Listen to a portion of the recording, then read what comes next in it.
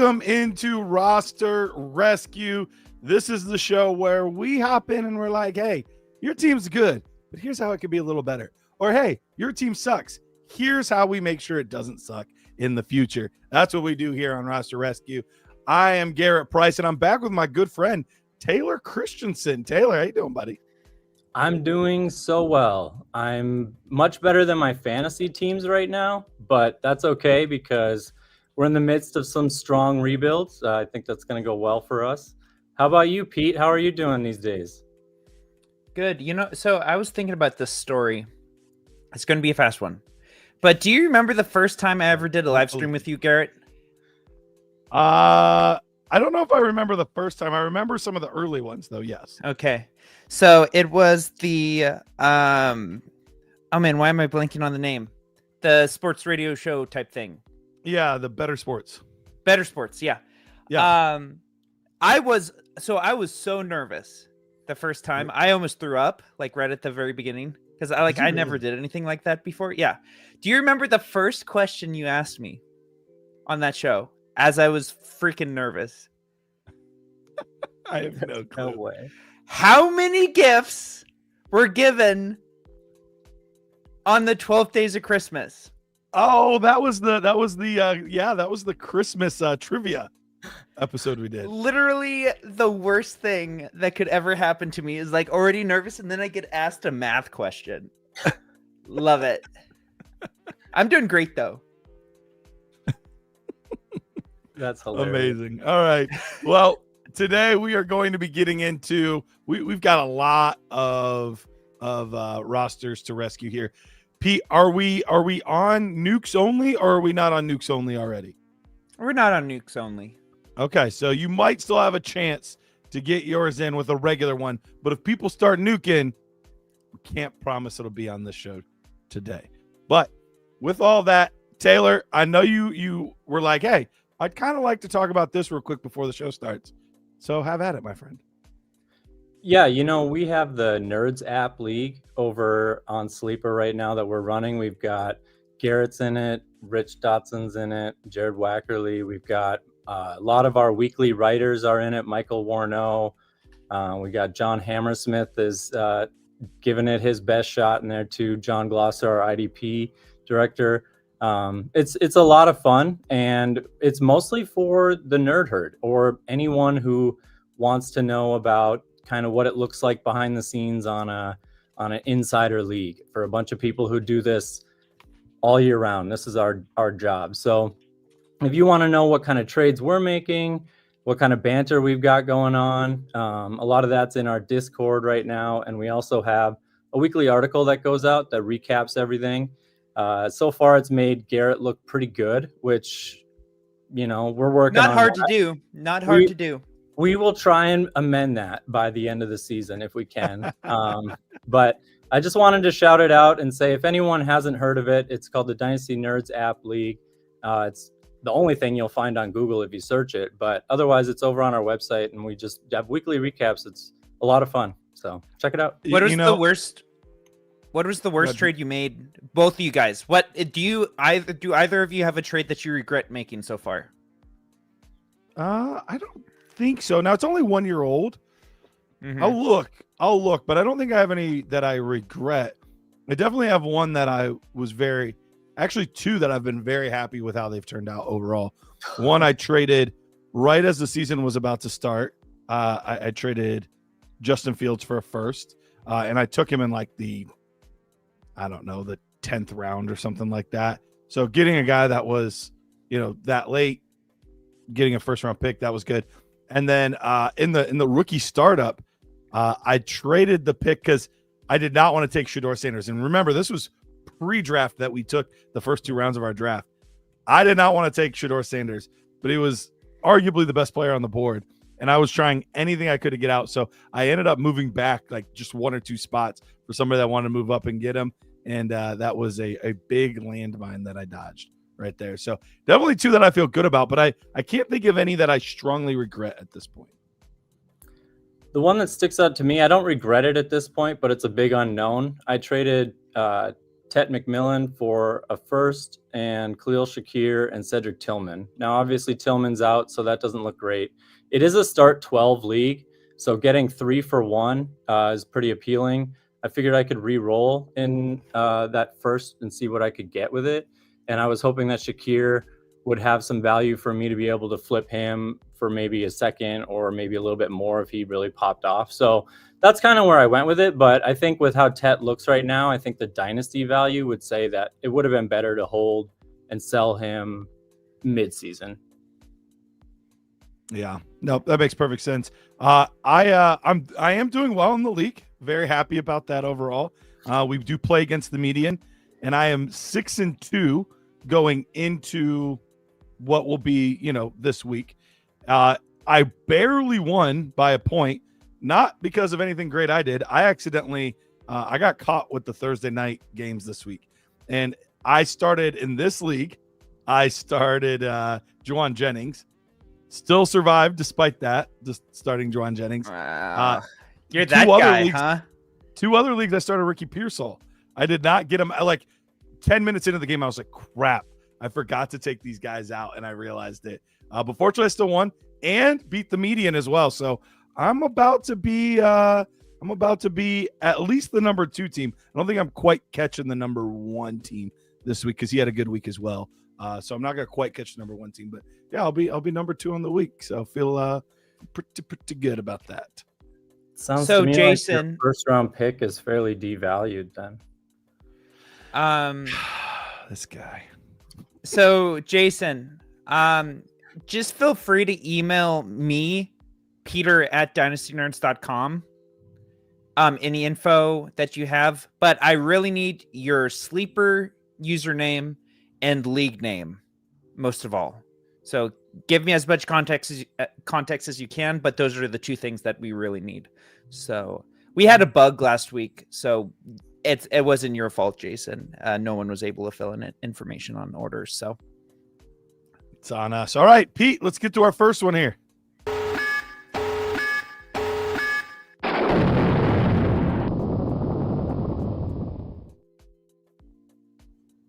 All right, what do you got for us, Pete?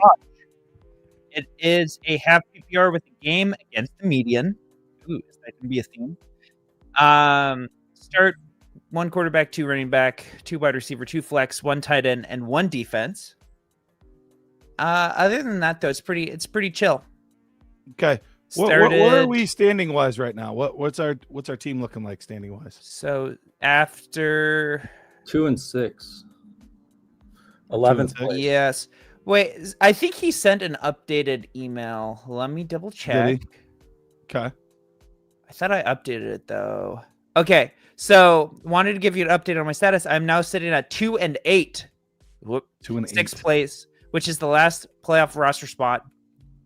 Okay, no, 6th place, which is the last roster spot, playoff spot, is sitting at 6-4. Okay, so things aren't looking good for this year. But let's go ahead and break it down. Dynasty mode, we are currently in 6th place, looking at Jaden Daniels, Justin Fields, Daniel Jones, and Tyler Shuck. Running backs, Bucky Irving, Alvin Kamara, Trey Benson, Tyjae Spears, Woody Marks, Jalen Wright, and Jarquez Hunter with Brashard Smith. Wide receivers, we're looking at Brian Thomas, DJ Moore, Jerry Jeudy, Jaden Reed, Chris Godwin, Brandon Ayuk, and then at tight end, Sam Laporta, Hunter Henry. We do not have our own 26 first. Now, we have another team's 26 first, but we do not have our own. But we do have our first and second in 2027 and all of our future picks. So looking at this team here, Taylor, it's not real quick, show us where we're at in contender mode, Pete. Contender mode, we are Number also 6. in 6th. So looking at this team, it's not super difficult to figure out why we're 2-8 and in the spot that we're in. You've had some really unfortunate things happen this year. 1, Justin Fields has been a roller coaster. 2, Jaden Daniels has missed time. 3, we've had lost time for Trey Benson, for Bucky Irving. At your running back spot, Kamara's just been okay. Brian Thomas has been bad. DJ Moore's been bad. Like your entire receiving core, outside of Kendrick Bourne, surprisingly, has been bad. And then Sam Laporta's been okay. So really overall what we have here is a really disappointing year from a lot of your assets. Now, while I am definitely looking to rebuild and retool, I don't know that this is a full like blow it up, rip it down to the studs, because I think that there's still a lot of assets that I would expect to bounce back and be better than what you've gotten out of them this year. Hence why you're still in 6th in contender mode, because what it's looking like redraft wise is what we're saying is these players should be performing better than what you're getting out of them right now. So I think long term, I still am okay with this team. I think we're just in a bad spot today. What do you think, Taylor? I agree with you that we shouldn't tear it down all the way to the studs. I don't think we're in fire sale mode or anything like that. I do think that the roster is kind of already telling us that it's in a bit of a restructuring mode. I mean, we had Brandon Ayuk to start the season. We knew Chris Godwin was going to be out. We lost Jaden Reed right away. So our wide receiver core just is kind of depleted as a whole. Now Godwin's back. That helps, but Judy's disappearing.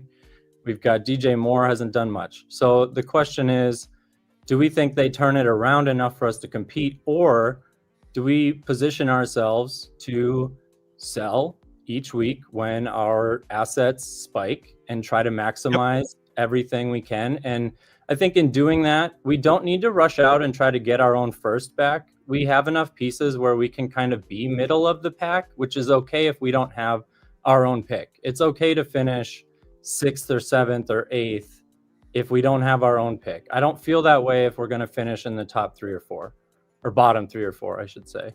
But I think your roster has some guys that could be traded away today. Justin Fields, can you go get a first for him immediately? I'm happy to keep Daniel Jones, but there's 2 teams in contender mode who both look like they could use a quarterback. And I think if you could get a 26 first for them, maybe even if you have to add in. I was gonna say, I don't think you can get a 26 first today. I think with how the season's gone. This is a 1 QB, so I guess I need to think about that. I forgot that this was a 1 QB, so that drastically changes that. So I mean, it would be nice to get something for Fields, but it being a 1 QB, actually, the realistic, you're probably not going to get much more than throwing him into a deal. So, guys, like, how do you feel, Garrett? I don't want to flip it over to you right away, but Bucky Irving, to me, is a sell. I think that he's performed well. Now he's dinged up. You might still be able to get that full value that someone really thinks he's got potential to continue with, but I would rather cash out now than see his value dip and find that when it comes time for the trade deadline, he's just sitting on my roster, not worth that extra on top of a first. I would be willing to sell him now, but I am still looking to get full value. So if somebody's discounting him because of the injury or anything like that, then I'm less interested in it. I'm not trying to sell him just to sell him. Alvin Kamara, though, I'm selling now for what I can get because I don't think this is going to get much better. Kendra Miller is more involved than he has been in years past. This offense overall just isn't good. So I think Alvin Kamara is a sell right away. Bucky is a sell for the right price. Trey Benson, I'm holding because I think better days are ahead. Woody Marks, if you were able to sell last week, awesome, but obviously it wasn't. And now his value's dipped quite a bit because he didn't get a crazy workload this week. So I'd be holding him until we get another spike, and then I would look to sell Woody Marks. Same thing with Tyjae Spears, Brashard Smith, any of those running backs, any spike for anybody down there, I would be looking to sell. Wide receivers, though, I think we're at closer to a hold situation with our receiver core because I don't think anybody is going to give you what any of those receivers could be worth or were worth. And so right now, I think I would rather just hold unless I feel like I'm getting at least 90 cents on the dollar for anybody not named Brian Thomas. Do you think that those wide receivers are all likely to bounce back? I think Kendrick Bourne, this would be the immediate sell window. I mean, you're On probably by not its own board. Yeah, absolutely. You're not going to get another one. So if you can get like a third for him or something, that would be great. I think if he gets a high ankle sprain, he's worth nothing. I mean, he's droppable almost. So that's where we're at. I think Michael Carter, definitely go out and sell him right now if you can. I mean, this is probably going to be the best he looks. And like you said, Benson's going to come back. So you can get something for him. Especially with Mercado's drop at the goal line. That was so stupid. He's not going to get getting any extra opportunities. That's how you lose a backup. My nephew was talking mad trash to me. We're in a dynasty league. We're actually in a couple, and he was like, he was trying to trade for Benson before the injury news came out, and then the injury news came out, and he just picked up DeMarcado off the waiver wire, and is like, I got the better running back anyway. And then that happened, and I gave him a little call. It's one of the worst trends. We see 2 or 3 of them every season. Adonai Mitchell did it last week. Jonathan Taylor, I remember, did it last year. I mean, we've seen. Will always stick with me. He was the first. But it's such a weird, I don't understand why. I get one. We're in the wrong spot, Pete. No. Nope. Nothing happened. It's the Mandela effect. That's what it is. I didn't know that would cut you off, though. My bad. No, you're fine. But yeah, weirdest trend ever. But going back to these receivers, sure, Kendrick Bourne for whatever. The rest of them, though, I just don't see. Like I said, if I can get 90 cents on the dollar for any of them, then I'm fine selling. But I'm not trying to sell Jerry Jeudy for like a late second, Chris Godwin for an early third, DJ Moore for a late second. Like, I just don't. I think I would rather hold, and even if I lose a little bit of value, whatever, sell them in the offseason then. But I'm not trying to take 50 cents on the dollar for those guys. Yeah, I hear you. I think if we just jump to our tight ends too, Hunter Henry, another great sell right now. I mean, he's crushing it, and we expect them to get their wide receiver core figured out a little bit more, so he won't have to be as heavily involved. Sometimes Austin Hooper gets involved. Like, there's just the potential for him to start having more volatility than what he's shown so far. So I think if you were looking to pare down some of your depth, he would be another good name to say, can I get a second for him right now? I know that the team in 4th place in contender mode is currently starting Zach Ertz. They might be interested in getting Hunter Henry for a 2nd round pick. They could also use Alvin Kamara right now because Henderson has been not there for us if you're trying to contend. Dobbins, people are starting to get worried that he's going to lose that role. So the manager for this team might think that they need another running back. So if you can package Kamara and Hunter Henry together, how close does that get you to a first? I mean, it's not there, but how close does that get you? Can you add one? I think it gets you pretty darn close. If maybe you have to add in a third, but you might be able to get that. First.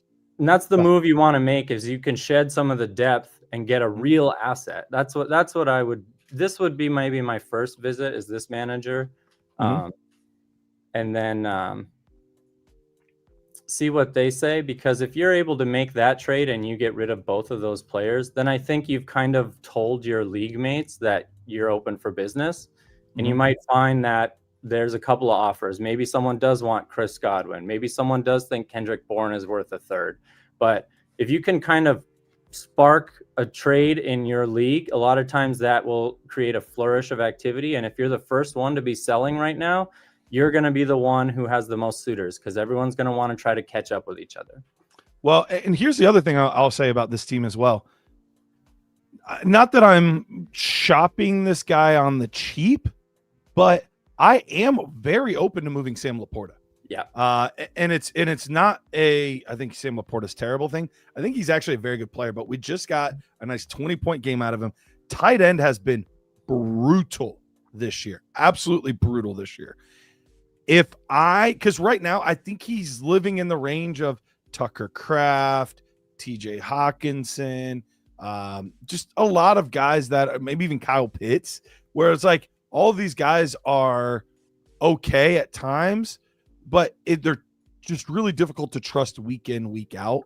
But I think Sam Laporta carries the highest name cachet of all of those players. So I would definitely be very interested in potentially moving him and try to get that first round pick, because I think you can easily get David Njoku. You can easily get whoever to fill in that's not going to be drastically different in points. So, Pete, click on the third team there for us. There, you mentioned Kyle Pitts. This team has Kyle Pitts and they have Mason Taylor. Do you think they would be willing to upgrade from Mason Taylor to Sam Laporta? Because I'm happy to take that risk if something like 2 seconds, or if you can get to a first on top of Taylor for Sam Laporta. I think that's the kind of move I would want to make. I would love to make that move. I don't think you're getting a first. I think that's probably too pie in the sky. But I think you could get a second, or if you add something with it, because if this was the team, let's say the first deal didn't work out, this team does have Kendry Miller, so they might be very interested in an Alvin Kamara as well. Yep. So there could be a deal with Sam Laporta and a Alvin Kamara. And then we are getting Mason Taylor in a first, and maybe even a little bit more. I would. So a couple things. This it might change it. I don't think I mentioned it. It's half PPR. Okay. So tight ends do go down in value a little bit there, but this team is also 2-6. So I don't know what the number 3 team is for this week. Yeah. So he's also underperforming. Laporta's a good for touchdowns, though. I mean, that's what you want in the half PPRs. You want the guys that can score you touchdowns kind of consistently. And in the tight end world, he's about as consistent of a touchdown scorer as I can think of. I mean, I was just talking about Kamara with that. Oh, Kamara. He probably wouldn't be interested in Kamara. Yep, maybe not. And we had another trade for him, so yeah, you could easily do that trade. It's just something to. Another potential suitor, depending on how things work out. If they're in the nerd herd, tell them to look it up on our trade calculator, because right now in contender mode, it would show that Kamara and Laporta is definitely the right move for them versus Taylor and a first. So what is it in dynasty mode? Advantage. Because in contender mode, picks are worth 0. I know. But also the jump showing Kamara at 4,000 is a big boost. In dynasty mode, we'd be looking at Kamara's worth a little more than a first, and Laporta's worth 4,000. I'm trying to figure out where Taylor is. Man, Kamara's still worth more than a first in dynasty. That is a surprise, honestly. We might need to. I think that's because our first round draft picks are based on the lower level of what they can be worth, rather than kind of the average of what a rookie draft pick ends up being worth. Sure. Especially 2026. So this has, I mean, we got to talk to someone, Garrett. This has Mason Taylor way too low. He's sitting at only 600 dynasty value right now. Yeah, we got to get them pumped up. Those are rookie numbers. Yeah. That's literally a rookie. Yeah. All right. Anything else you see here that you want to touch on, Taylor, before we move on? I want to just repeat what I said earlier, that I don't want us to go out and rush to get our own first if we think we're going to sell some of these pieces. I don't think it's worth it. And the person with our first is the number one team by far and away. I don't think you want to boost them any more than they are. I think you just kind of let them win this year or do the best they can, and then look to be competitive next year and moving forward. So, all right. Appreciate the nuke, Josh.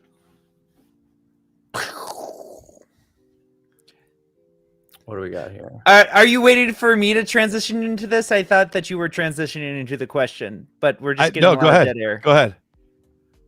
Okay. So Jonathan, with the 499, 12 team start 11, 1 punt per tight end premium. I was trying to make a joke and it didn't land. Rebuilder rookie picks determined by record, no max points for. Trade away Daniels, Laporta, and Downs to get Burrow, Neighbors. So Fair. trade away Daniels, Laporta, and Downs. Get Burrows and Neighbor. Yeah, that's a fair deal. I'd take the Burrow and Neighbor side. I mean, it helps that it's a tight end premium that gives Laporta a small boost there.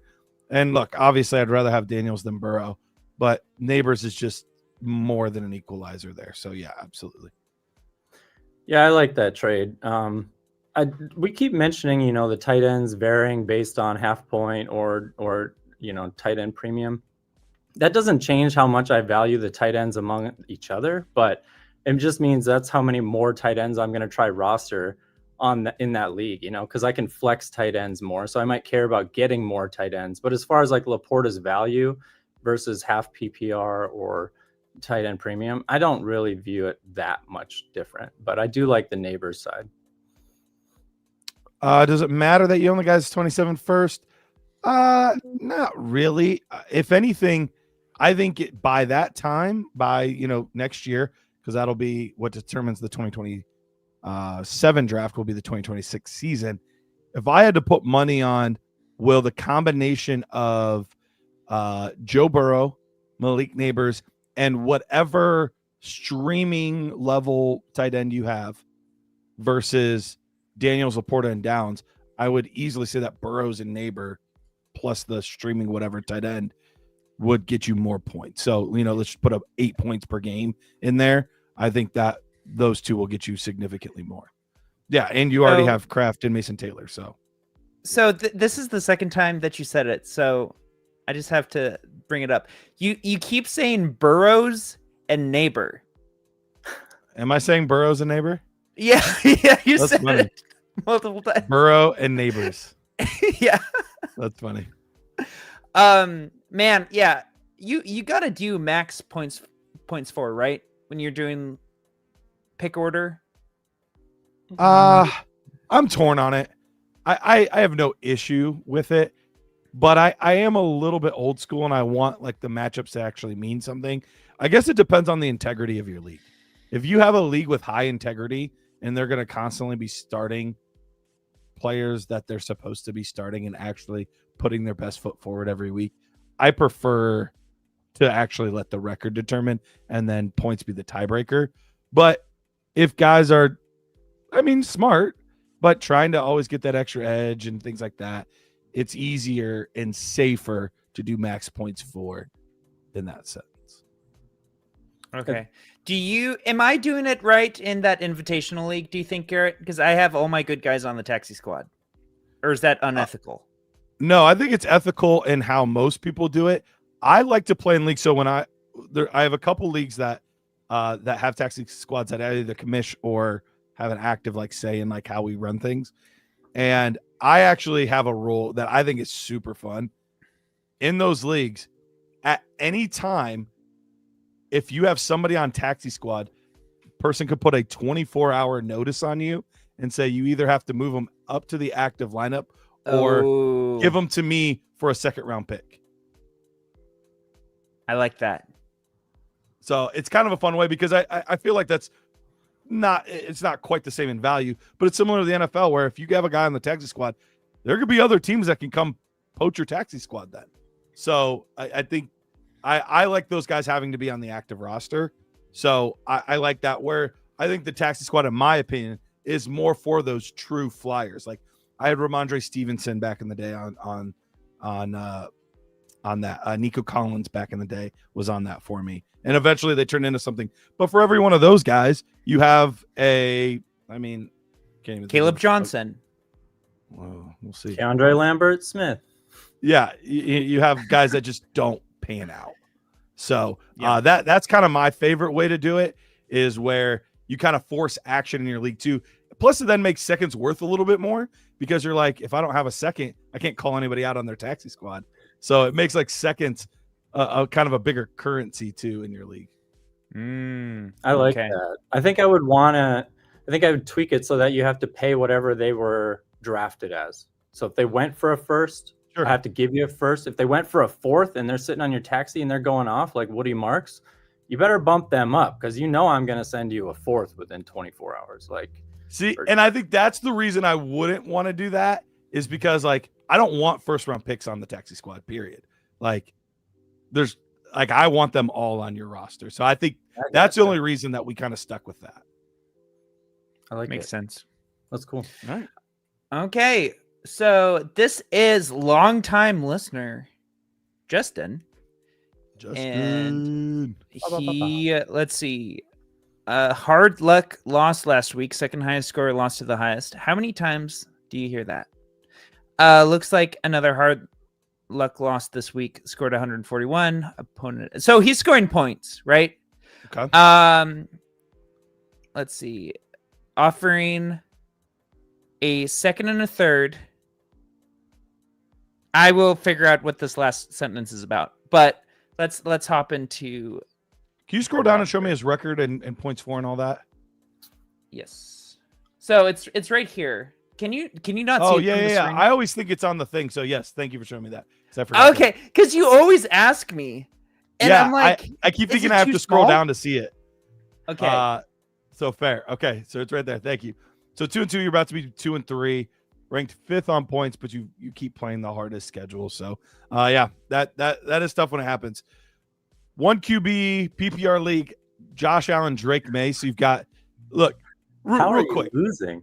This is wild. Yeah, I know, right? This roster is fantastic. Real quick, we touched on it in the Risers and Fallers show, but like, did you guys watch Drake May last night? Yes. I did not. Okay. I slept. You slept. Fair. I've been one of the biggest Drake May supporters. I have been talking about him for 2 years now, how undervalued I think he is, how much he did with so little last year. But the biggest confidence boost that I have gotten yet was arguably his worst fantasy game of the season, which was last night. So if you're just like looking at the box scores, you're like, oh, Drake May kind of sucked. If you watched the game, though, Drake May has gained so much confidence for me, even though I was super confident in him before. Like, to go against the Buffalo Bills and Josh Allen, the best quarterback right now in football, and it's an away game, so you're playing in their place. They're doing a whiteout game, which is like college level stuff. And then it's on Sunday Night Football in prime time.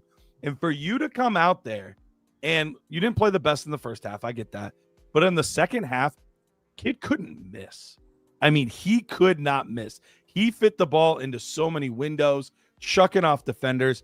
The amount of confidence that I have in Drake May right now is astronomical. Right now, I'm honestly, and granted, maybe I'm on a little bit of hopium right now. There's a chance. But right now, the only quarterbacks in Dynasty I'm confidently ranking ahead of him: Josh Allen, Jaden Daniels. That's it.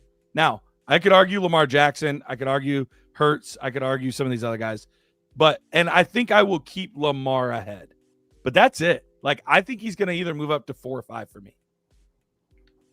I mean, if he goes ahead of Lamar, I'm buying a ticket to Ohio. Come and see you. Make sure that you don't have a fever, that things are going well. No, but I you know what? You look at the age in Dynasty, though. You get 7 He's starting to get banged up. This is the time to buy Drake May. The time was last year when you told people it was the time. But right. This is kind of the last time you're going to get him undervalued. I think, to your point, Garrett, people probably feel discouraged if they didn't watch the game the way you did, if they see how many fantasy points he put up against what was thought to be, a defense that could give up some fantasy points. So I think it's a good opportunity for people to go out and throw their first on top of a quarterback and upgrade to him. That's the move I would go. I wouldn't be trying to send like a bunch of superstars and stuff. Like, can I just upgrade? This is what firsts are for, right? You go and you pay up so you can upgrade, or so you can get that one starter you need to contend. And looking at this roster, we don't have to worry about it. But a lot of rosters today would look better with Drake May on them than, say, Dak Prescott.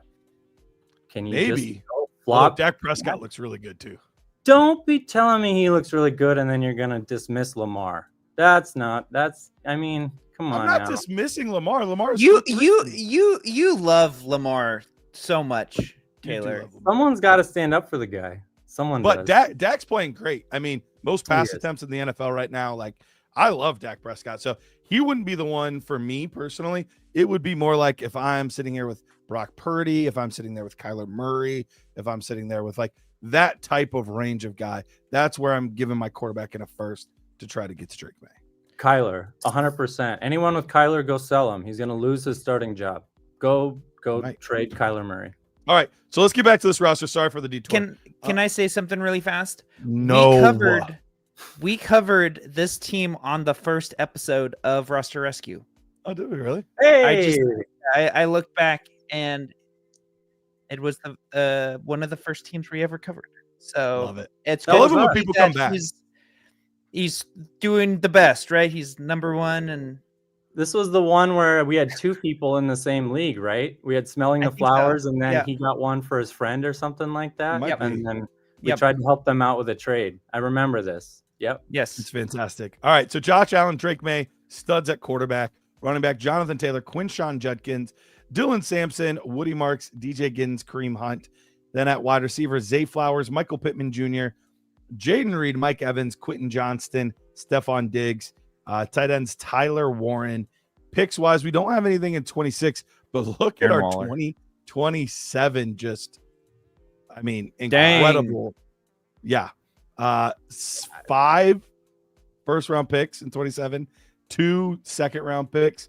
Look, I love the position that this team is in because, to be honest, if I would have looked at this team preseason, which we did, but I would not have expected them to be in the spot that they're at today. Because where are they at in contender value, Pete? Because I'm guessing they got to be top 4. This is, I mean, it's a Really? 10 team. close. Wow. It's a 10 teamer. That's true. That's true. But really, look, Quinshawn needs to be higher. and he will. He will. In dynasty value, he'll get a bump this week. Johnson and Pittman too. So after this week, Although Quentin Johnston did not have a great game this week. But that being said, I really like where your roster's at. I think what it's missing is another piece or two, because right now you've been kind of piecemealing it together at running back. Because my guess is we're struggling to start Quinshawn right away, but he's proven to like be the guy. So you feel great about him today. So you probably lost a little bit there. Wide receiver's been a little inconsistent for you, although you feel way better today with how Stephon Diggs looked last night, some things like that. So you're almost there. So really what we have is we have 2 legitimate options. We have option A, stay the course. It's a young team overall. We don't need to rock the boat too much. Stay the course because you're going to be dominant in a couple years. That's option A. Option B is we take a couple of these 27 picks and we upgraded a couple of these spots and add a couple difference makers to our roster. And I'll be honest, I would be fine with either one. So, Taylor, for you, which direction would you be going? Personally, I'm going to stay the course with this roster. I think we have guys that are going to be as good next year. In Josh Allen, Jonathan Taylor is where we're going to expect right now. Judkins probably even better. Zay Flowers maybe even better. Pittman probably about the same, maybe better. Who knows? Reed will be back. Evans will be gone. QJ probably replaced or in the background more. So I think there's some guys that we might want to capitalize on having. Darren Waller as our second tight end. I would trade him away after this last week for something. You have Tyler Warren. There's no reason to hold on to a guy that's, like I mentioned earlier, like a injury away from being droppable. So I would try to get something for maybe Mike Evans still, if I could, Darren Waller.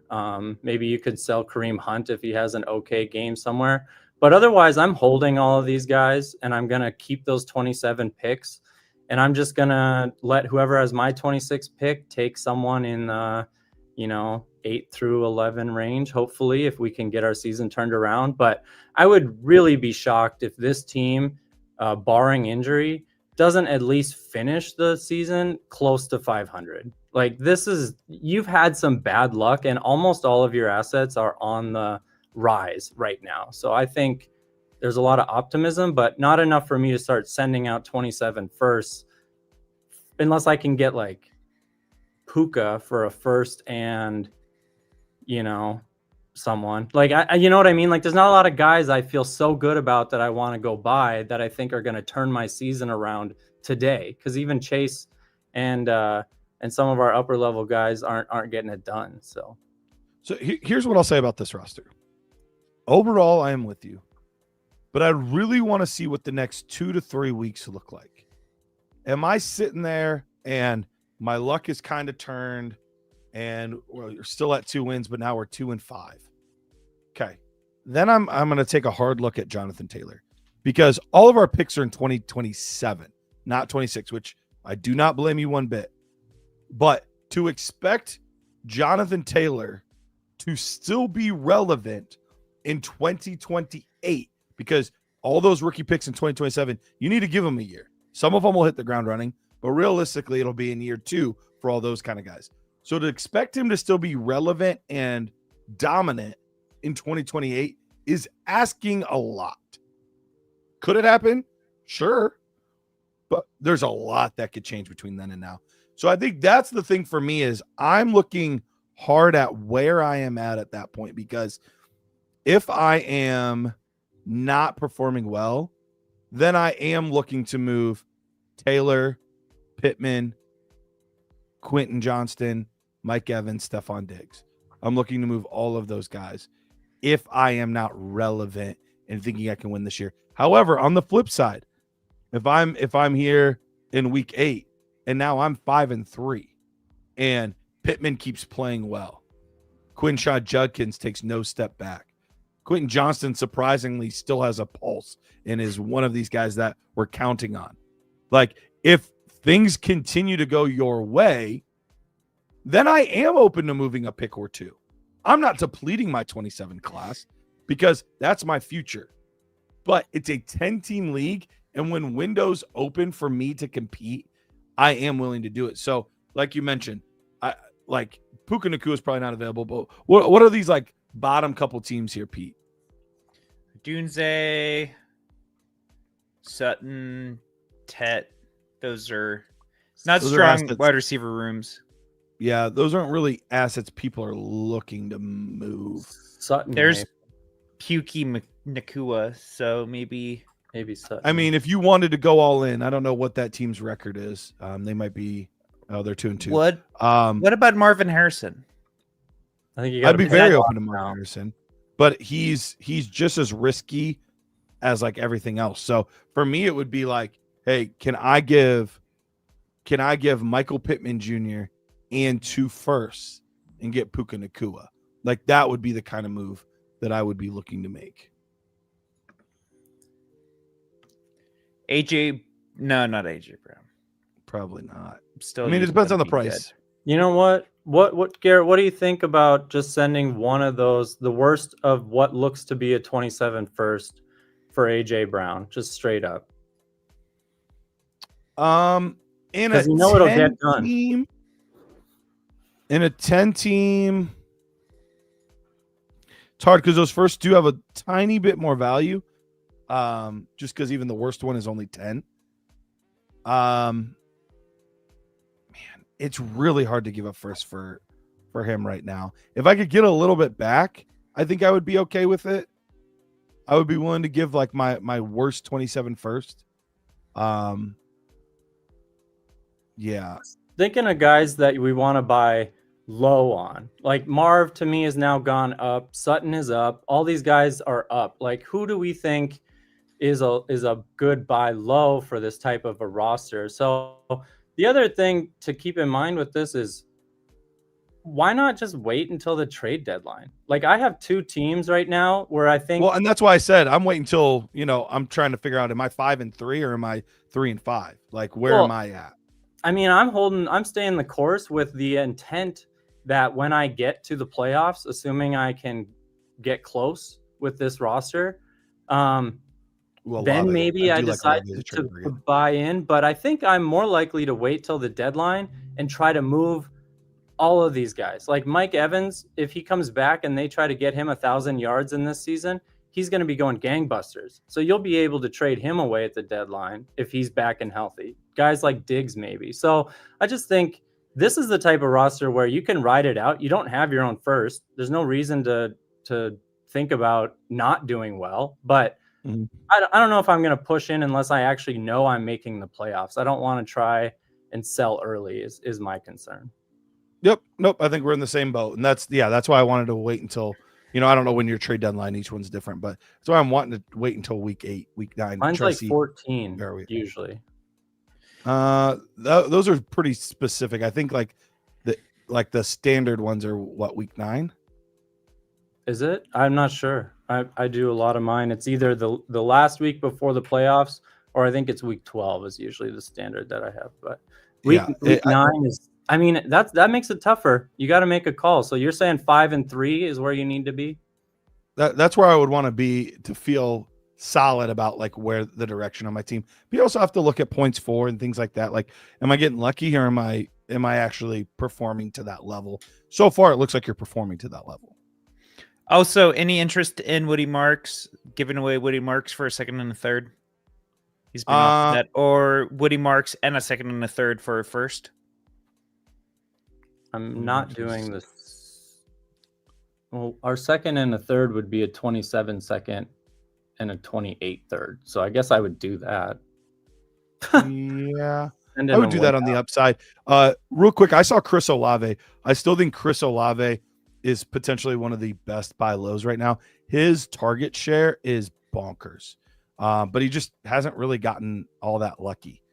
He's kind of just been unlucky. Now, might just be the role of the offense, and they're just not a good team, and so he's just never going to outperform what his targets are.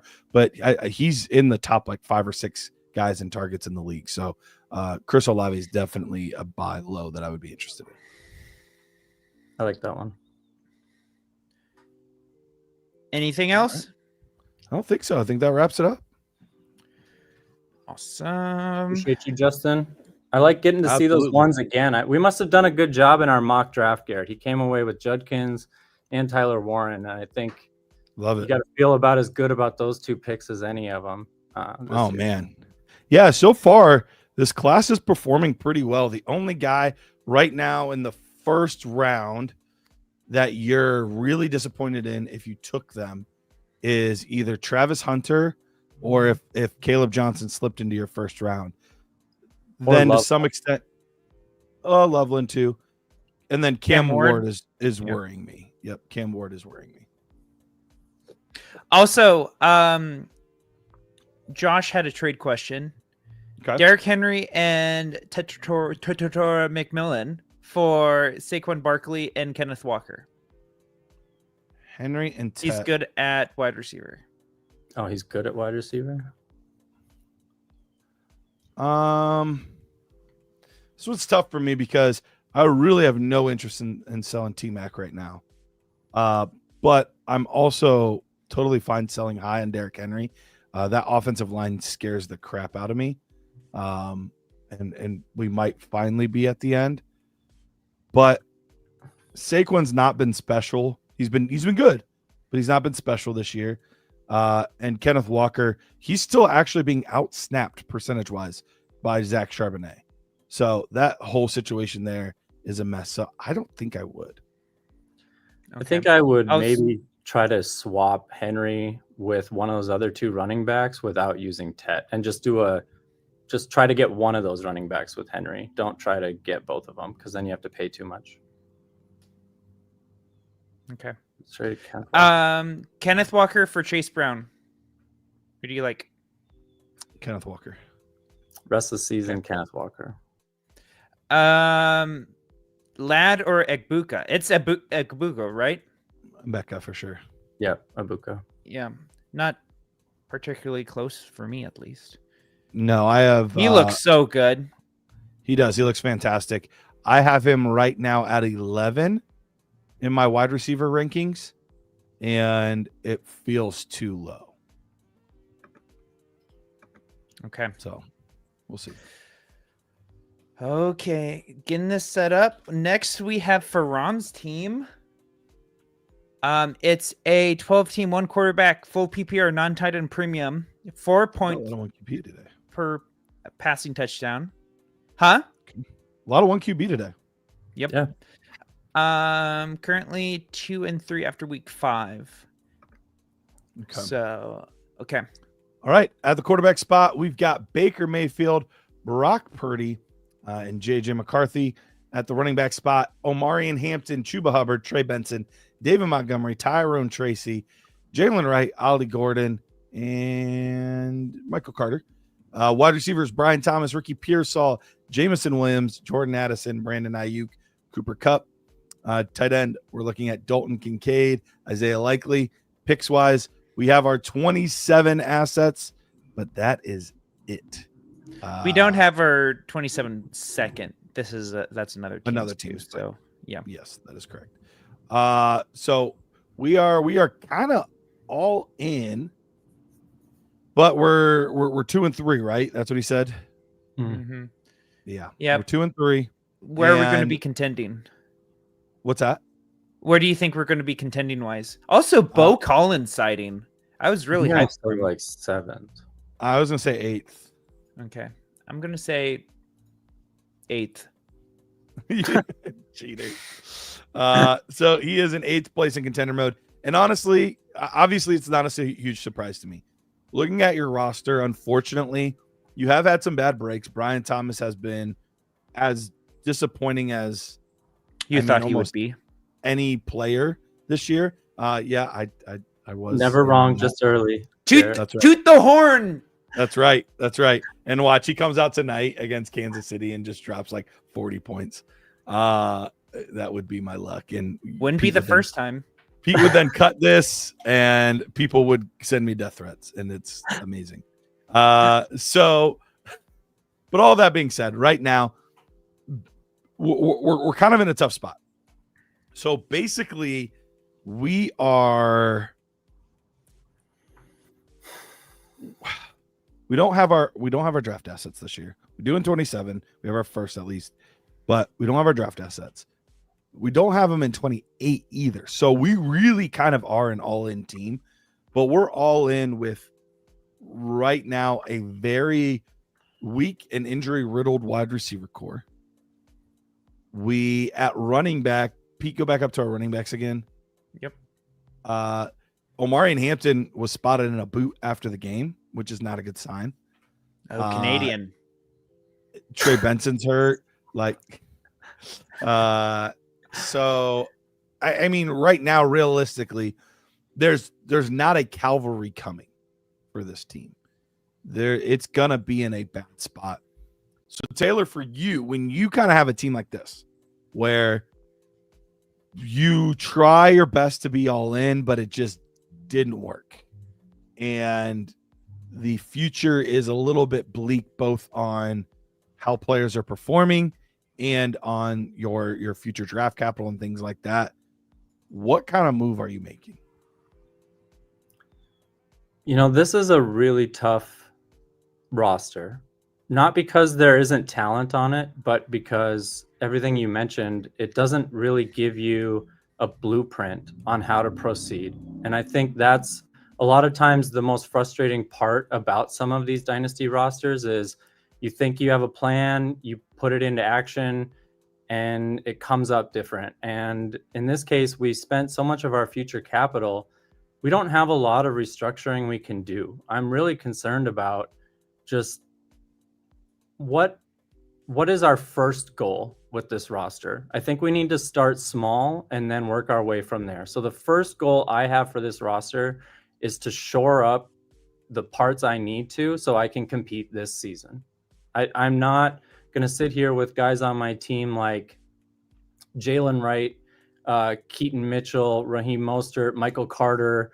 Like, whatever I can get for those guys, give me something. Give me a third, give me a fourth, give me something I can use as we get through the season so I can start buying my spot fillers when I need to. I feel uncomfortable having no currency right now, Garrett. And I know that we can't liquidate Omari and Hampton. We can't go out and trade Brian Thomas because they're not going to get us the max value that we would need in a trade like that. But I feel like we need to get some money on our side so that we can actually give this a shot, because there's no rebuilding in this sense for me, because we would have to get rid of everything we had, and I don't think we can make up that dynasty value unless we hit on every draft pick we had to make in the next 2 years, and that's not a good bet I want to make. See, this is where I'm going to differ from you on this one, because even if we do everything right over these next, 2 months and get our spot pieces, we're just delaying the inevitable. This team, no matter what we do, is not going to have enough to win a ship. It's just not. Like, I don't even know that this team's making the playoffs, even with the right additions. Right now, everything is in the worst possible spot that it could be in. Every player has hit, like, outside of maybe Baker, every player has hit their low that we've seen for them value-wise over the past year. Like, almost every one of them. Yep. And so for me, like, I think we're just delaying the inevitable by trying to go in this year. I'm not. Like, I'm saying I know my 26 pick's gone. If I can get it, cool, but more than likely I can't. My focus is on my 27 first. Can I get my 27 first back somewhere? We have, and then, or sorry, not my 27, my 28. My 28 first back. Yeah. Now maybe this is one of those leagues where they don't release picks that soon, so maybe you actually do still have your 28 first. No, he did move it. Yeah, he sent it. There's one team that has all the picks. Yeah. And I am trying to do the long process of trying to recover some value here. But the good news is there are still a lot of players that I have hope that they will recover value. And when they do, you can decide, A, I think this is a cornerstone piece. I want this piece to stay with me through this excruciating rebuild. Or B, I am going to flip this for profit, because that's the thing. Like, if you want to try to go all in and win it this year, maybe there's an outside 1% chance that you hit on exactly every old player and whatever to try to get it to work. It, I guess, hypothetically could, but the odds of it are just astronomically low. So I think I'm starting this long, drawn out process, and I'm looking at every buy low that I can. That, like, can I get Caleb Johnson? Do I believe in Caleb Johnson? Not really, but his price tag right now is so cheap that his upside's worth it. And I'm taking every single one of those kind of opportunities that I can to try to regain value somewhere. So I think that's where we differ here, Taylor, is I have no interest in trying to compete this year. I have a problem giving someone the 101 or the 102. That's maybe my personal holdup with this, is I hate. I don't think you have to worry about that. Way. You look how bad this team is. The worst you can go is like 103 with these two teams. I mean, this guy has Woody Marks, Shakir Downs. Can you find Riley G? Bunch of numbers. They're probably on the bottom 4 or 5 as well. Riley G, bunch of numbers. So they have our 28 first. Okay. This team could use a wide receiver if they want to. If they're trying to win anything, they need a wide receiver. So what's their pick situation overall, other than obviously they've kept everything, and they have an extra third, and they have. So they haven't done a lot there. So it's not like they're truly rebuilding. Right. So except for, Mims, Franklin, Horton. Can we offer them Ricky Pearsall for a 2028 first? I mean, that's not terrible value. Maybe they would do that. That's 3 years out. I mean, and Pearsall's got potential, so he does. I would do that deal. Yeah, I think that makes sense. Yeah. So if I'll play into your hand a little bit, Garrett, just because I think it's easier to do nothing and see if you can win. But if you were going to be proactive about this right now, is Dalton Kincaid a sell high for you? Are you moving him? Are you holding him? Or are you building around him? I guess it depends on what I can get. I'm definitely not building around him at this point. He's definitely a riser. He's definitely somebody that is trending in the right direction, and I'm encouraged. But I think unless you have people that are really plugged in, and even if they are, they're going to talk you down. I don't think anybody is going to give you a top 6 value on Dalton Kincaid right now, dynasty value at tight end. So I'm kind of waiting until I can get into that range, which I don't think we're far away from. I think another week or two of this. Right now, he's tight end 2 right now on the season. So I don't think we're far away from it, another week or two, and I think we can get top 6 value. That's kind of where I'm waiting for, because right now I just think people are going to be like, oh, it's a fad, it's a phase, whatever. And you're just not going to get quite what I think you'll be able to. So do you think with we have one team here, they are probably last in contender mode, the Pickle Rick. They're 11th. 11th. Yeah. So they have all the picks for 27 and they've got a bunch for 26. So I'm wondering, Garrett, are we going to be the team that shoots for 28? Is that where we're at? We're just going to maybe look for all the 28s we can get.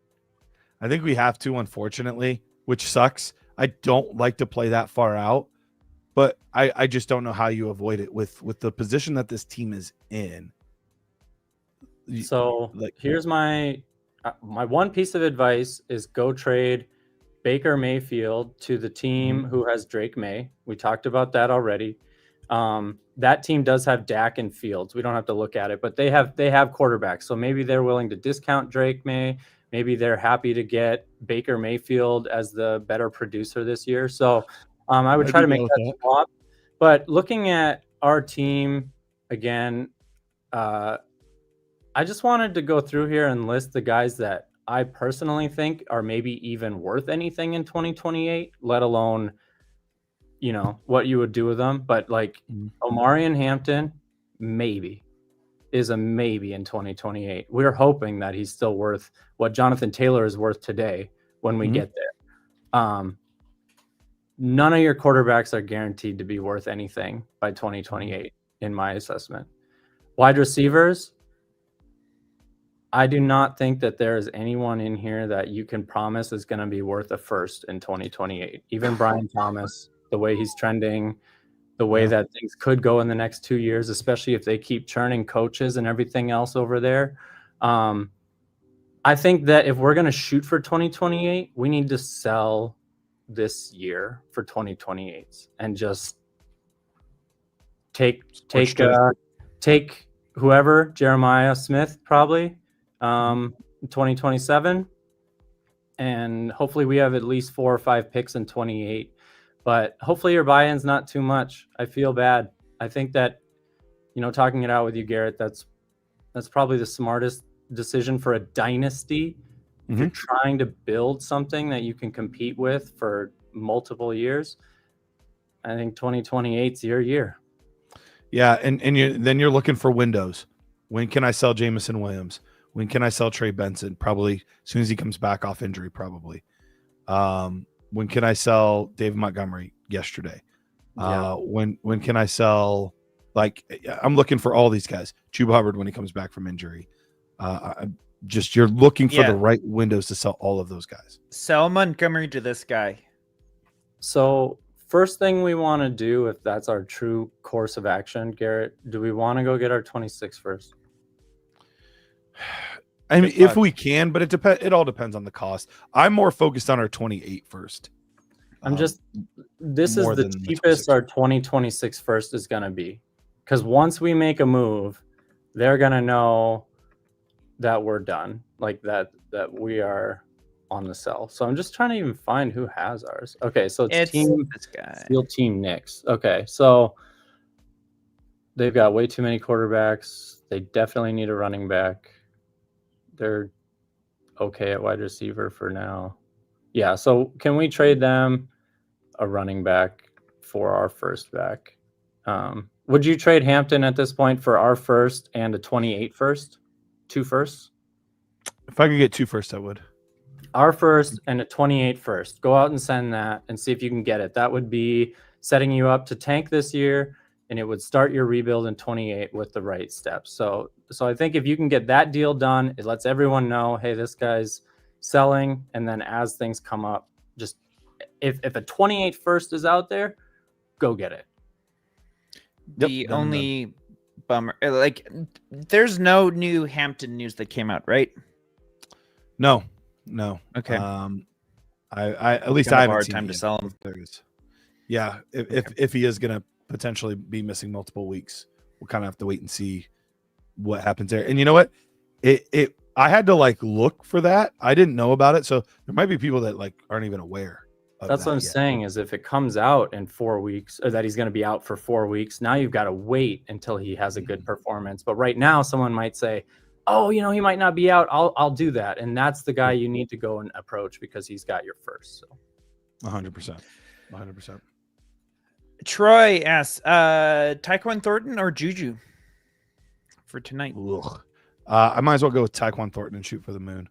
I think you can probably get an over the top more than you're going to get a red zone touchdown from Juju. Yeah. And unless you're like, I need 3 points. If you need 3 points, I'll take Juju. If you need any more than 3 points, I'll take Tyquan Thornton.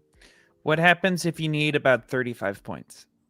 Definitely Tyquan Thornton. Yeah, this is like Rashad Bateman and DeAndre Hopkins, but for the Chiefs. Yeah, there you go. Yeah. Okay. Is it just me, or does it just seem like a lock that Rashad Bateman is going to be a Chief in He's like gonna be the next good. 6 years? Somewhere he's going to be good because they're not going to ask him to be a wide receiver 3, and that'll be great. Go and trade a second for him before he goes on the free agent market and gets paid more than Christian Kirk did to go somewhere. Oh, and yeah. Did he just sign a new deal this offseason though? Did he sign Kirk? one? No, Yeah. No, Bateman. Did he really? Yeah, he did too. Yeah.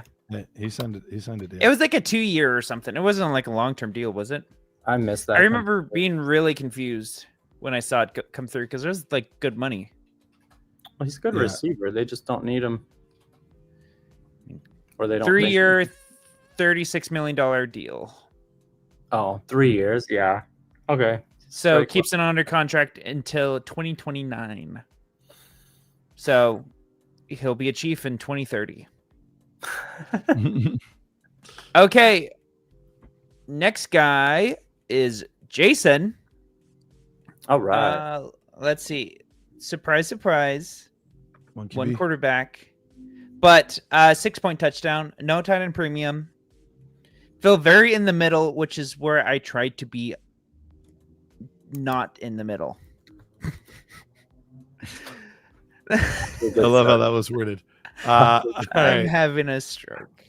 Well, dynasty value. This team is in first place. Pete, show me where they're at in contender mode real fast. Whoa, we're just We're just jumping doing right to it it. I just all want to see different. right away. Okay, so we're in fourth. So I can see why he feels in the middle. That makes sense. All right, so go back to dynasty mode here. Quarterback wise, we have Jaden Daniels, Bo Nix, Michael Penix, Daniel Jones. So plenty of quarterbacks in a 1 QB league. Running back, Ashton Genty, Omarion Hampton, RJ Harvey, Trey Benson, Jalen Wright. Wide receivers, Malik Neighbors, Jackson Smith and Jigba, Cedric Tillman, Jack Besh, Jay McMillan, Pat Bryant. Tight ends, Brock Bowers, Jawan Johnson. And then picks wise, we have our own draft selections in the first round every year. We are missing a second in 2026. But I can tell you why you feel in the middle. It's because you're in the midst of coming out of the rebuild. And so there is going to be a period of time where your rebuild teams don't just go from nothing to top team. So it does kind of have this maturation process that's happening. On top of that, Brock Bowers has underperformed this year. So that's been a little frustrating. And you just don't have a ton of depth at wide receiver right now. You have 2 guys you feel good about long-term, but only 1 guy that's actually playing right now with Malik Neighbors being injured. So for me, this is another one where I think there's multiple courses of action It's all depending on how you feel about your team and what direction you want to take, because I think this could easily be a let's stay the course team. And that would probably be the route that I would go, because I want to see, even though I'm not the biggest RJ Harvey guy, I want to wait and see what he turns into. I need Trey Benson to be healthy again. I obviously need Malik Neighbors to be healthy again. I need Brock Bowers to be healthy again. So I think there is a very easy, like, yes, it's going to suck to be the 5th place team or the 7th place team or whatever this year when it all shakes out. But it's because all of these assets were from the past 2 classes, and you're kind of waiting for them to mature to the level you need them to be at. That is probably the route I would take, especially now with the likely Omarion Hampton injury news. That being said, if you wanted to, you could always move Malik Neighbors for a win now wide receiver plus something and get yourself back into that more of a contender window. So that's totally up to you. I don't know that that's the route that I would take, but we could look at some trades for Malik Neighbors if that's the route that he wanted to go. What do you think, Taylor?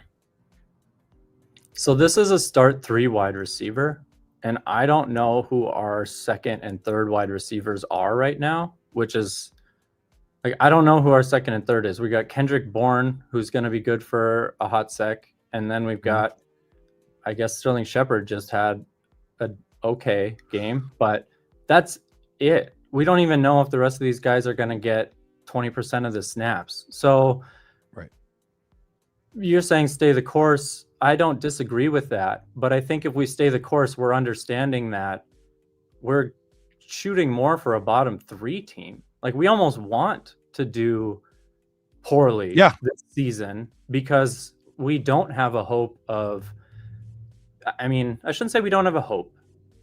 You trade away both firsts for receivers, you've got hope. You've got Bowers, you've got Genty, you've got Harvey. I mean, I'm not saying there's no hope, but I don't want to do that. That's not what I'm suggesting we do. I think the better option is to get rid of guys like Tyler Algier, get rid of a quarterback for whatever you can get, see if Juwan Johnson or Darren Waller can fetch you something. Try to shed some of these extra points.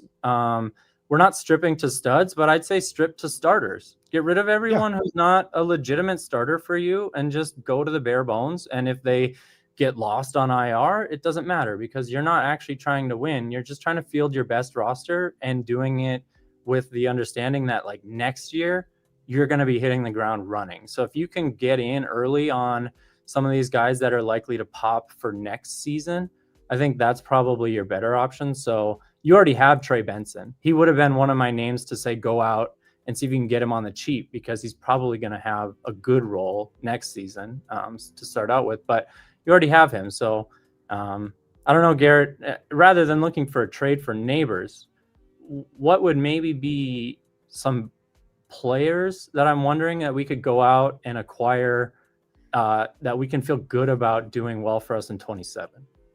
Yeah, and I think we're in the same boat on this one where, like I said in the beginning, I am more of a, hey, we don't need to get crazy and try to go all in this year because we could find ourselves in the spot of the last team that we looked at. Now, I think this team has better high-end options than that team did, but we could find ourselves in the same spot where we got rid of all of our draft capital, but we don't have a real shot to win it. So that could be the trap that we could fall into. So for me, now I will say this as well, though. Even though I'm still not looking to move Malik Neighbors, he is one of the unique situations where you could trade him to a team that just has depth at wide receiver, and you could split the asset into multiple assets. So if that's the case, then I would still be open to moving him, but I'm not necessarily looking to move him to try to get win now receivers, if that makes sense. Like, if I can split Malik Neighbors into Tet McMillan and a first, okay, now maybe I'm interested in doing that, or something along those lines. Does that make sense? Yeah, I think that makes sense. I wonder if the value is out there for Neighbors now that the injury news has settled in a little bit. I feel like the normal trajectory is here's a player's value, they get injured, it stays the same for about a week. And Yeah.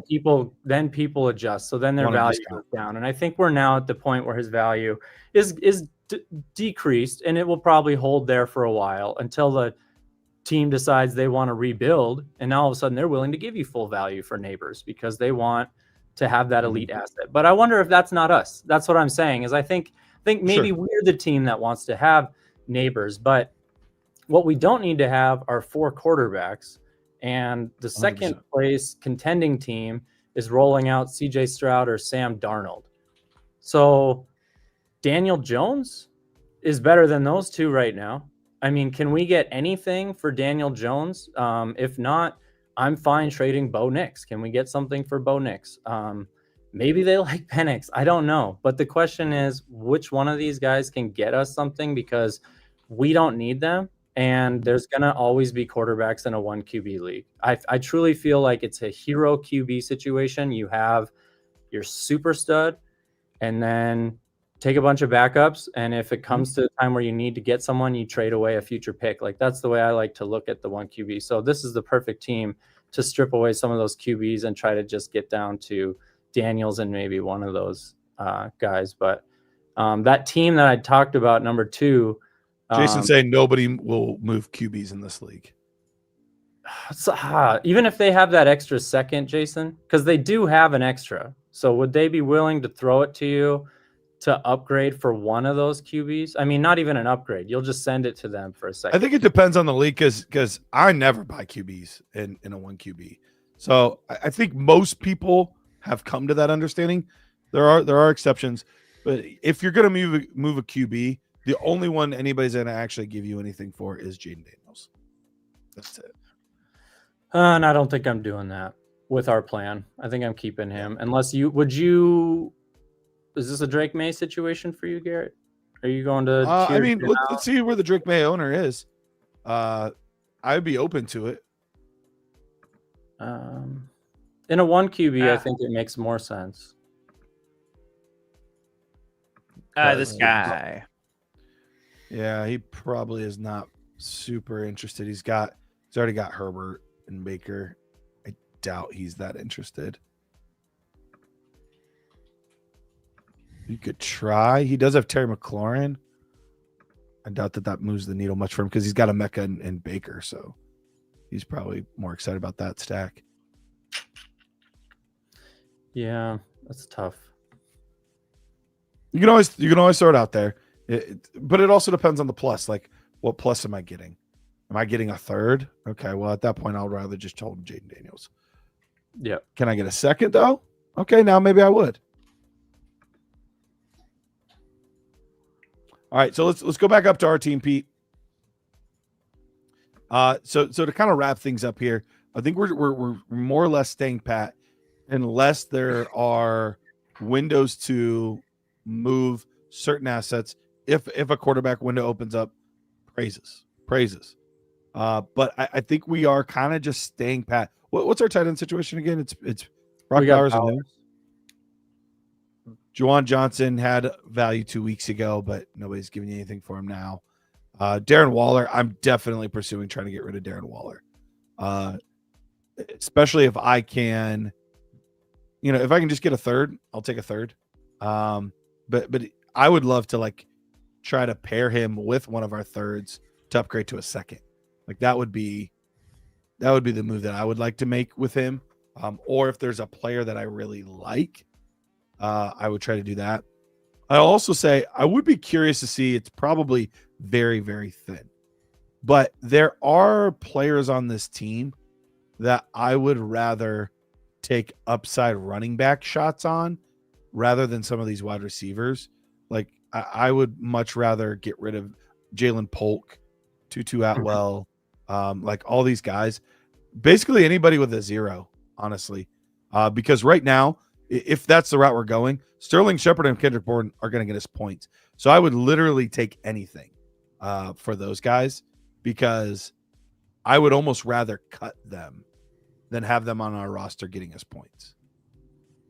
This is one of those teams where I'm going to go out and set my prices and their names and their nicknames and that way everyone in my league knows what exactly I'm looking for. So For those two, I'm setting it cheap though. Like I'm not yeah, even shooting. yeah, high. say any fourth, that's fine. But then you know that you're gonna get a fourth if someone out there cares, because when you post that and someone thinks he's worth a fourth, they want to show that they knew it first. They're gonna send that off, or they're gonna say, oh, that's undervalued. The other day, by the way, I did that in one of my leagues, and one of the guys I put out there was Carson Wentz, and I said any third, and somebody offers me a fifth. I was like, what are we doing here? What That wasn't me, right? It was not you this time. No, but I think that's maybe the route to go with this. And if not, then you got to be proactive. Garrett's idea of a third and Waller, we have an extra third, use that and Waller, go get a second. Sure, take the time, send out 11 trade offers. Don't wait for people to come to you by putting them on the block. These are not names that people want to send a trade for, but they are names that they might hit accept on if it's right in their inbox and it seems like they're dirt cheap. Real quick, Pete, could you look at our waiver wire? Are there any running backs that we could add, or any other like players with a little more upside? Not the first two. Yikes. Russell Wilson. No, this is a 1 QB. Never mind. It's 1 QB. Yeah. Most there. No, it's pretty well picked over, it looks like. I'd still rather go get any running back than Jalen Polk, Jordan Whittington, Jamari Thrash. Yeah. Keep Atwell because you need to have someone right now, unless you think you can get something for him. And Kendrick Bourne is also a trade high if you can get something. But Atwell's a name for any fourth that I'm putting in that. Yep. 100%. Yeah, it's tough. All right. But even, yeah. Good luck. I mean, you got a great value, dynasty value roster, so you got plenty to work with, but it's just frustrating being stuck in the middle like that sometimes. For sure. And it sounds like a hard league to be stuck in the middle with, too. Just kind of resistant to trading. I guess it is one quarterback, though. So, okay. The next one we have is Connor's team. Nice. We got a super flex. Yeah, we did it. We made it. 7th in contender mode, 9th in dynasty. Oh, spoiler alert, Connor. The league seems weak this year, and I would love to make the jump to capitalize. Replay head-to-head and against the medium each week. 1.75 tight end premium bonus. Very nice. 3 and 5 right now. Did he say what it looks like for this week or no? He did not. Just out of curiosity. All right, no big deal. All right, quarterback wise, we're looking at Sam Darnold, Matthew Stafford, Anthony Richardson. Thank you, Jason. Running back wise, we've got I'd refreshed. Oh boy. Okay, there we go. We're back. Right. Saquon Barkley, Josh Jacobs, and then Jalen Wright, Tyler Algier, Blake Corum, Tank Bigsby. At wide receiver, Rome Odunze, Michael Pittman Jr., Chris Godwin, Jaden Higgins, Brandon Ayuk, Xavier Legette, Isaac Tesla, Rashad Bateman. And then at tight end, Brock Bowers, Sam Laporta, Juwan Johnson, Chig Okonkwo, Jared Wiley. Picks wise, we do not have our first, but we have our 27 first and 28 first. We've got a random 26 second and our own 27 second. So we are a little bit more on the all-in side of things. And remind me of what he said in the beginning there. Is he trying to push the chips in to win this year? Is that what he's wanting to do? Yes, the league seems weak. Okay. Well, I'm hoping you're about to be 5 and 5 because I'll feel a little bit better about that as opposed to if you're about to be 3 and 7. Because right now your team is just a very middle of the road team at the moment. So I get why you want to push all in, and we're going to do our best to give you the opportunity to do that. Now, here's what I'll say. The easiest part for me right now is it's a tight end premium, and you have 2 good. Okay, going to be 4 and 6, so kind of right in between what I said. You have 2 tight ends here. 2 tight ends that are going to fetch you a pretty penny in a tight end premium league. I am open to either. Now, I am more than likely not moving Bowers because I think you're going to get lowballed based on what he's done so far this year. And I do think better days are ahead. So, all right, he's open to selling depending on how things are going. Looking at this overall, right now, our wide receivers, can we scroll up to our wide receivers? Mm-hmm. Our wide receivers are okay. But right now, I feel way better if all of these guys are bumped down one spot.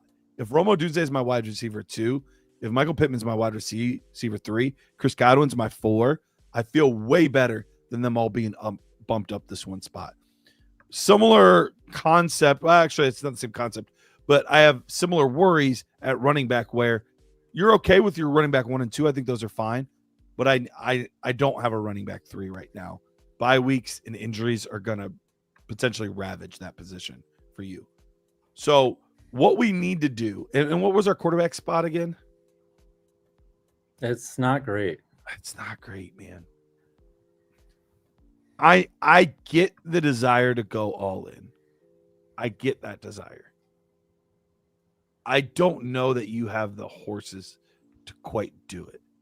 If I was looking at this exact same roster with Josh Allen and Brock Purdy at quarterback, I'd probably feel differently. But with the current quarterback situation, right now, to feel like I'm a contender, here's kind of the thing that I always talk about. To really feel like I'm a contender, a real legitimate contender, I want to be top 3 at 3 of the 4 positions. Right now, obviously at tight end, you're going to be there. But right now, outside of that, even moving Sam Laporta, let's not even factor him into the equation. I don't know that without depleting our picks, we can get any of the other 3 positions to top 3. So that's my concern. Taylor, where are you at with it?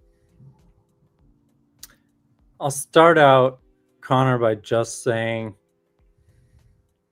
I think that this is a better opportunity for you to reload and take advantage of a weak year where you could maybe sneak into the playoffs without having to push chips in, and see where you are. I guess if your trade deadline is earlier, like Garrett was talking about, closer to week 8 and 9, that makes it really tough. But I think you want to hold out and see how your team can do up until that point, because Stafford and Darnold are about as thin as you could be at quarterback and still have 2 reliable starters. I don't know if you can go much lower than that tier of quarterback, and so you can't really split them up. Saquon Barkley is an asset that you could maybe turn into a slightly younger running back and something. I think that's the kind of angle I'm taking with this roster is, can I start tiering down from some of these elite assets that are going to be depleting, for more of a reloading mindset? Can I go get, honestly, what is the plus on Hampton right now if someone needs a starter? What is Saquon worth to the Hampton owner? Is it Might be straight up to a first? I don't know what it is. Maybe it's a 1-to-1. I don't know what it is, but just go see what it is and see if that's something that is out there. Garrett, I'm going to throw my favorite idea at you. You tell me if I'm crazy. This is what I'm doing everywhere this year. I've had a lot of Brock Bowers. I'm contending in some of these leagues. I'm seeing how much I can get on top of Tyler Warren for Brock Bowers. Okay. Is this the type of team where we make that move? Are we gonna? You said give it Laporta. I'm saying don't get rid of it. See if we can tier down to Warren, because I personally don't see much of a difference between Warren and Bowers moving forward, especially given the quarterback situation. Yeah, I have no issue with that. I do think that they're going to be going after a new quarterback as soon as they can. Obviously, they just gave a 3-year deal to Geno Smith, but the money's not crazy. They could eat it and be fine. But there's a good chance there's a rookie quarterback coming in, or we'll see. But I don't know how well this experiment's going to go in Las Vegas. So I'm with you, though. Bring up Bowers is because that's also the Drake May owner. The Tyler Warren owner is the first place contending team. Ooh.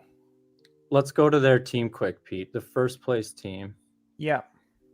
So they've got Drake May, Tyler Warren, and for running backs, they could definitely use an upgrade. So I think we could do Bowers and Saquon and get ourselves into a Drake May, Tyler Warren situation and just see what the difference is. Because this person's going all in. I mean, honestly, seeing their team, I don't care how weak this league is in general.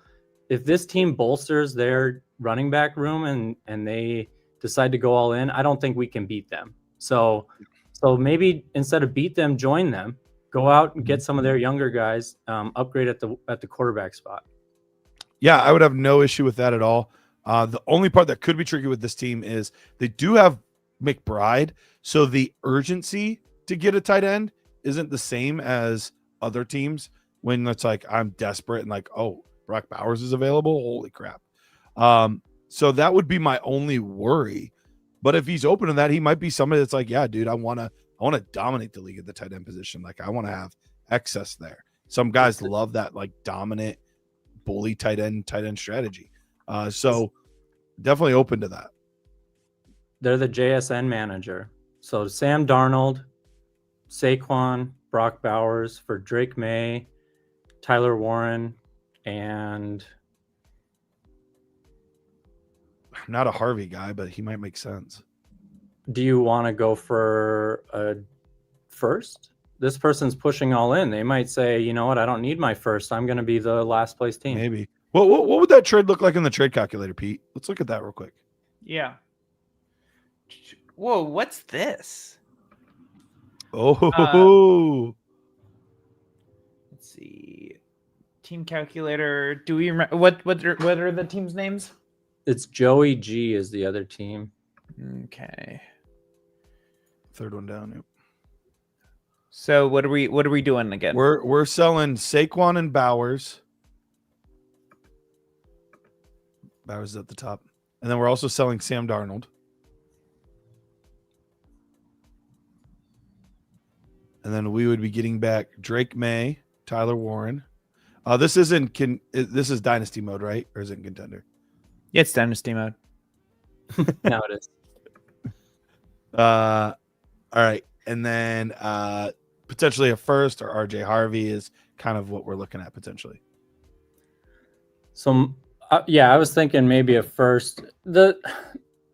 My thing is I think Bowers and Warren are a lot closer. So I think that looking at this calculator, for me, this is a win on the May side. So that's why I want to make the trade. Mm-hmm. But honestly, this trade by in and of itself would be worth it to me. But I do think that there's going to be people that are like, holy crap, I'm getting Brock Bowers and Saquon Barkley. Like you might be able to add on to this. You might be able to also get an RJ Harvey. You might also be able to get Chris Olave. I mean, there's some Olave. people that are panicked about Michael Penix. Like, can you try to shore up? Maybe you toss in Matt Stafford to make him feel better, and you take Michael Penix. Yeah. Now all of a sudden you actually have legitimate upside at your quarterback spot for the future. You have two quarterbacks for next year, which you do not currently have a guarantee of having even one quarterback next year. So yeah, I agree with that. That's the trade I like a lot. I don't know how you feel about that, Connor. You're giving up two big names. So if you're,